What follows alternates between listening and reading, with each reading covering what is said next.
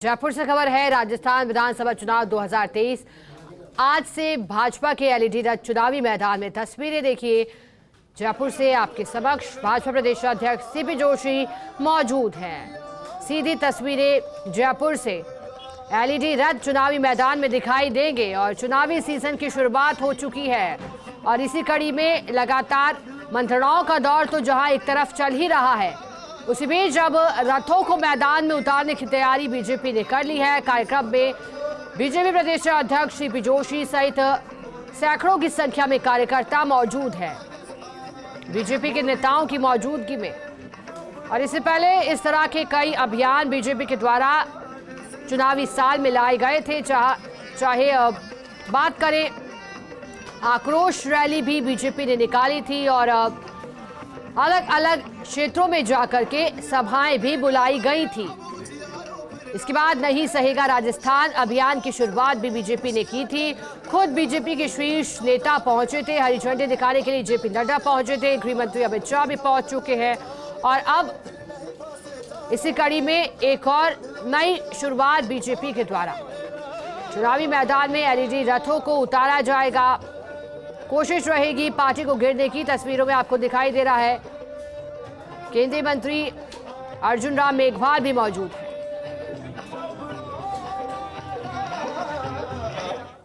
और चलिए इसे तस्वीरें दिखाएंगे जयपुर से। सीपी जोशी संबोधित कर रहे हैं, सुनिएगा। भ्रष्टाचार का उजागर राजस्थान की जनता देख रही है कि किस प्रकार से एक के बाद एक भ्रष्टाचार के कारनामे राजस्थान में हुए हैं। मुख्यमंत्री जी, आप संयम रखिए, आप ईमानदार हैं तो डर किस बात का, हो जाने दीजिए कार्रवाई। वो कह रहे हैं कुत्ते की तरह ईडी बार-बार चक्कर काट रही है यहाँ पर, कुत्ते की तरह ईडी चक्कर काट रही है राजस्थान में। देखिए, इन शब्दों मैंने फिर से कहा, ये कहीं के मुख्यमंत्री जी के अंदर का डर बोल रहा है।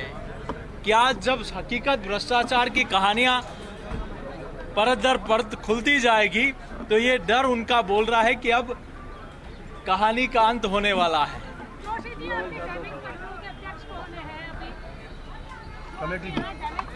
देखिए, कोई भी इलेक्शन हो, जब कोई भी पॉलिटिकल पार्टी जीतती दिखाई देती है तो निश्चित रूप से उम्मीदवारों की संख्या भी ज़्यादा होती है और सबके मन में मंशा होती है।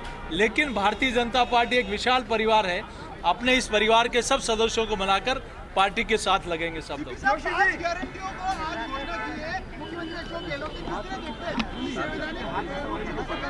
देखिए, जिनकी कोई गारंटी नहीं, जिनकी खुद की गारंटी नहीं, वो क्या गारंटी देंगे? गारंटी तो नरेंद्र मोदी जी की, जो असंभव को भी संभव करके दिखाया, जो कहा वो करके दिखाया।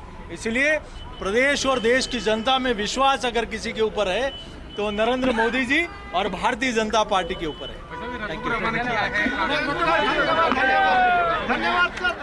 तो देखिए, आपने सुना बीजेपी प्रदेश अध्यक्ष सीपी जोशी को, क्योंकि आज से भाजपा के एलईडी रथ चुनावी मैदान में है। इस दौरान मीडिया से मुखातिब होते हुए उन्होंने कांग्रेस पार्टी को घेरा और कहा, जब उनसे बयानों को लेकर के सवाल किया गया तो उन्होंने कहा कि ये डर बोल रहा है। कांग्रेस पार्टी को लेकर के निशाना साधा और कहा कि डर क्या है, कार्रवाई होने दीजिए, सच सामने आ जाएगा।